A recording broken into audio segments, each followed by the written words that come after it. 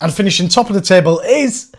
I was going to try and do one of them dramatic openings, you know, where you call right back to the start. I realised I could have just cut that from the ending, actually. But anyway, welcome back to yet another instalment of whatever this is, a conversation with a busy dad who loves football. And today, I'll tell you what we're going to be doing. We are going to be doing our pre-season predictions for the Premier League. So what I'm going to do, I've made some notes, actually. That's right, he's fucking prepared, yeah? I've made some notes. And what we'll do is we'll do top 6, bottom 3, with a couple of honourable mentions. And then I'm going to give you top scorer, player of the season, signing of the season, dark horses and flop. All that for free, please. As you can see, I got my Christmas mug out. Nowhere near Christmas. Can't be asked to do any washing up. Excuse me for breathing. Okay, let's get into it.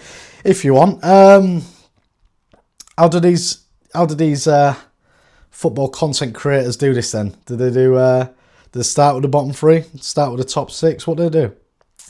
Tell you what we'll do, reverse order. We'll go who I think is going to finish dead last. Let me just get my notes up. I've been looking to book a holiday. The fella's stressed as fuck. I need a holiday. I need to relax. I need to unwind. I'm very sweaty as well, actually. It's boiling in here. And I can't open the windows because, again, if you haven't realised, this is a very much an amateur operation.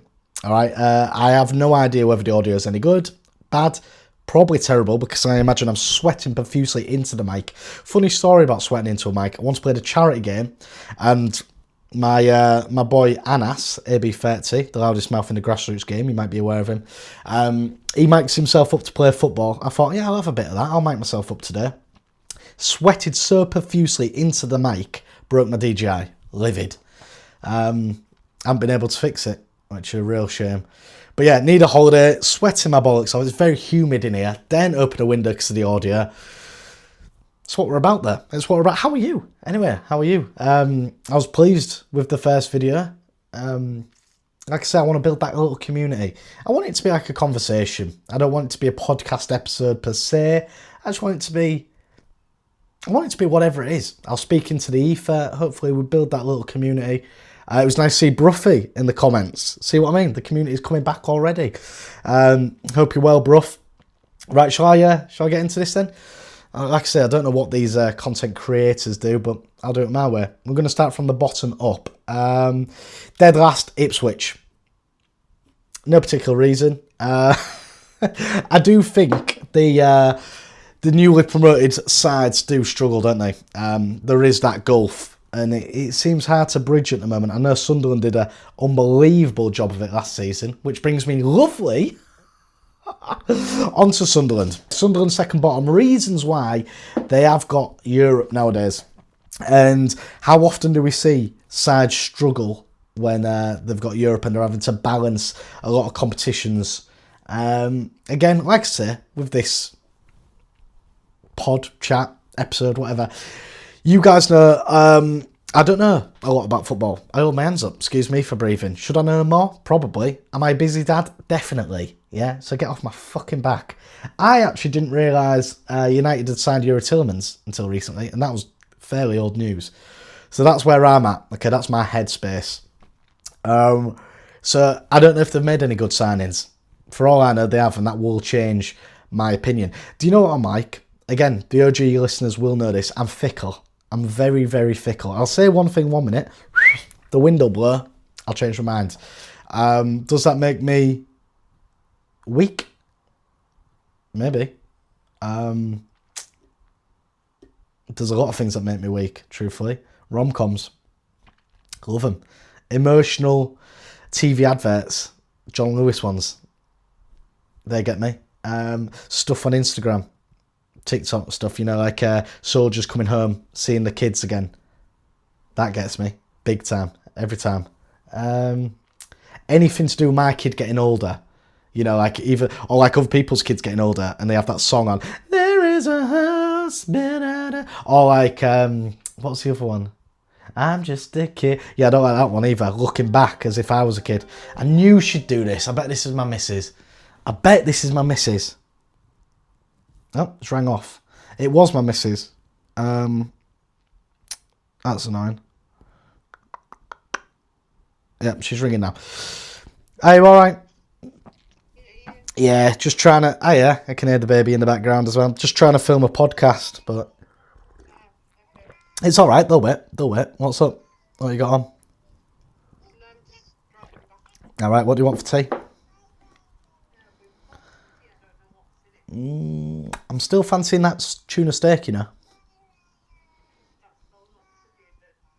Okay. Did you want to do anything when you get in? Alright. Oh yeah, well I fancy getting out of the house, to be honest. Ed's boxed. I'm at the house recording a podcast. Of sorts. Yeah. Alright, I'll see you soon. Alright, love you, bye. Love you, bye. Never, ever ring me at work again. Okay? Lack of respect. Coventry. They're next. As you might know, I'm from Hull, and everyone's written them off already. First season back in the Premier League for a long time, and yeah, they've been written off already. But something in the waters just tells me they're going to narrowly avoid the drop.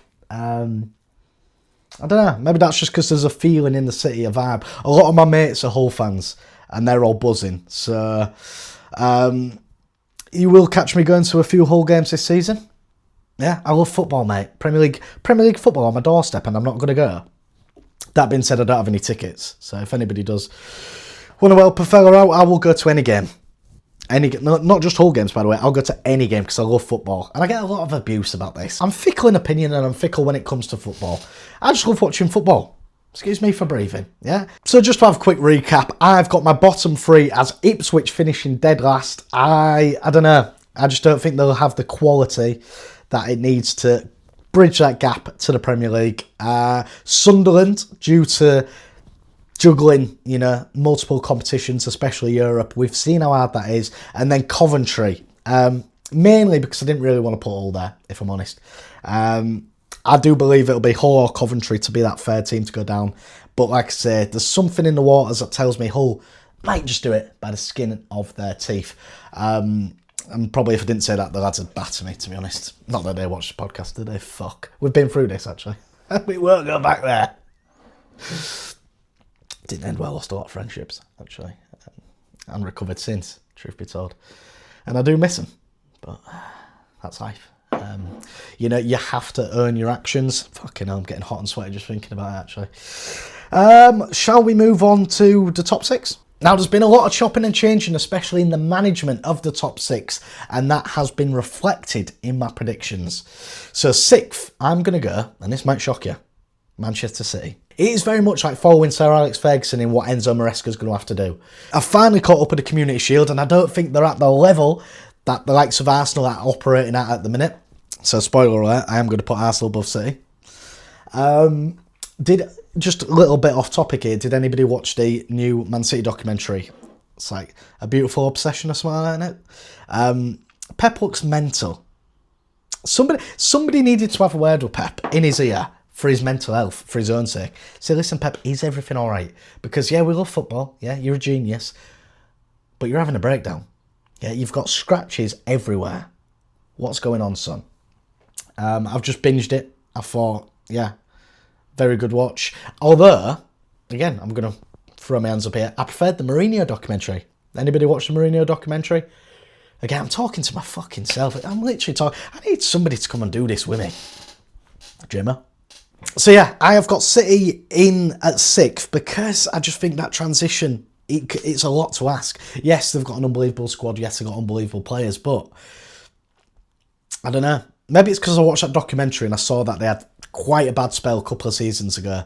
And when it's not going well for them, it's not going well. Even with Pep at the helm, he couldn't quite turn it around. So I'm interested to see what Enzo Maresca has to offer for him.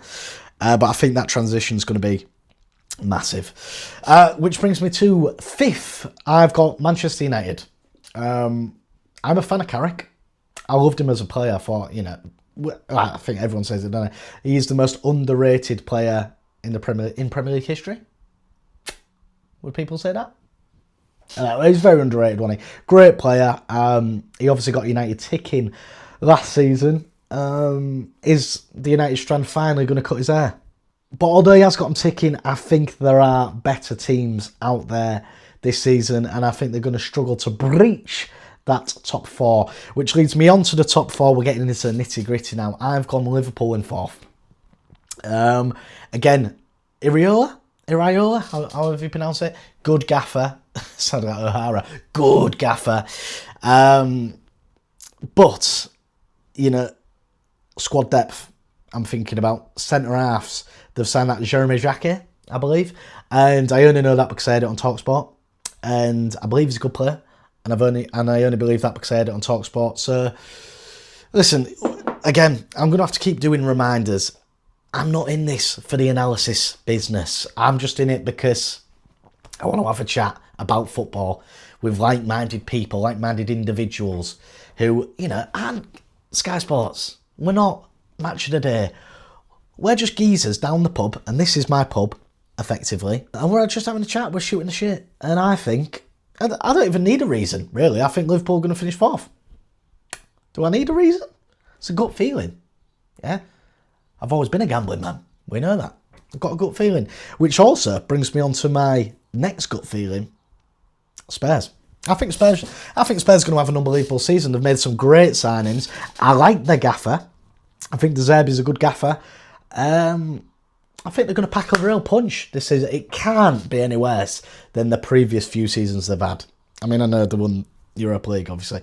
But in terms of league position, it can't be much worse, can it? And I think they've recognised that. I think they've had a real overhaul. They thought, let's pile some money into the club for a change. Instead of Beyonce dicking about on stage, sweating her bollocks off trying to generate some revenue. Second, Chelsea. Xabi Alonso. Coolest man in the world, isn't he? He's got to be right up there. My mate once asked me the question. He was like, if you could be any footballer, past or present, who would you be? And, you know, the go-to answers are Messi and stuff like that. But he made a great point. He said his was Xabi Alonso because he said Xabi Alonso doesn't have the profile of Messi, but has won pretty much everything Messi has won. Give or take a Ballon d'Or 7. But he's won the World Cup. He's won the Euros. He's won... What else he won? He's won stuff as a manager now. He's won La Liga, probably. And again, don't be in the comments fact-checking me, because you know I've probably not got it right. He was obviously involved in the greatest Champions League final ever, the comeback in Istanbul. So I think that's a great shout. Who would you most like to... In fact, let me know in the comments if you want. Who would you be as a footballer, past or present? I'll tell you who my favourite footballer ever was. Not necessarily who I want to be, but my favourite footballer... it's between a few, actually. But Joe Cole. Growing up, I loved Joe Cole. He was like a street baller, wasn't he? Class. Which obviously leaves number one, Arsenal. Unfortunately, I think they've got the strongest squad. I think they've got the strongest manager. I think all the momentum's with them. They've just made a great signing in Bruno from Newcastle. He's going to bring a certain bite into that midfield area and maybe even allow Declan Rice to get involved even more than he already was. So I do think they're going to kick on. Could they win Champions League? Yeah, they could. Are they going to? Not entirely sure on that front. PSG are pretty fucking good, aren't they? Bayern, they'll come again. So yeah, I do think, let's run through it. Arsenal, Chelsea, Spurs, Liverpool, Manchester United, Manchester City. And if you want to debate that in the comments, you probably will change my mind because, again, I'm fickle, I'm weak. Bottom three, we've gone Coventry, Sunderland, Ipswich. Did you want me to get into my top goal scorers and whatnot? Top goal scorer, Erling Haaland. Absolute beast. I can't see anybody outscoring Erling Haaland this season. And I can't even think who'd come close. I'll tell you who might have a good season, now that he's injury-free. Isak. I could imagine... said that as if it was like a hot take, as if it was like some fucking left field shout. Yeah, one of the best strikers in the world. What, you think he might have a good season? Fucking idiot. Player of the season. I think Saka is due a season where he really lights up the league, you know, and gets like the goals and assists that you've seen Mo Salah getting. And I'd like to see it, because I think universally Saka's liked, isn't he? So I'd love Saka to have one of those seasons where it's like, I am the bollocks. Do you know what I mean? And I can see it. I can see it. They've got the chimp off the back now. They've won that first one. They've put that one to bed. Right? Let's kick on. Shackles are off almost, and I believe, I don't know him, but I reckon he'll play pretty well with a bit of freedom. Signing of the season. I think this is a very shrewd... Is that shrewd? Shrewd. I think this is a very shrewd signing. James Trafford. Again, unbelievable goalkeeper. City did that thing, didn't they, where they fucking signed this up-and-coming Englishman and absolutely stitch him up. Yeah, I've seen it a million times. Jack Rodwell, Scott Sinclair, Grealish. Give me another one. Give me another one, please. There's plenty. I think it'd be nice to see Trafford go out there, be number one in his own right, make a real difference, you know, maybe have a push for Europe, and him being a key cog in the machine of that. That's my signing of the season. Honourable mention for Sandro Tonali as well, which brings me on to, a little segue there, thanks for coming, my dark horses. I've gone Spurs. And we can have them as a dark horse, I think, because they've been so poor in the league for the last few seasons. I think for them to really bridge the gap and, you know, finish in my words, third, I'm having them as dark horses. I think Spurs have made some great signings, good gaffer. I think they're going to shock some people this season. And finally, my flop of the season. I've gone for a team rather than a player. Villa. I don't know. I've seen a lot of people say Newcastle are going to flop this season. You know, they've hardly got any players left after they've all been absolutely ransacked from the club. But Villa, I could say, I don't know. Again, don't know why, but just got a little feeling in the waters that Villa might not have as good a season they've had in recent years. So, gone Villa for the flop. And that, my friends, is all she wrote.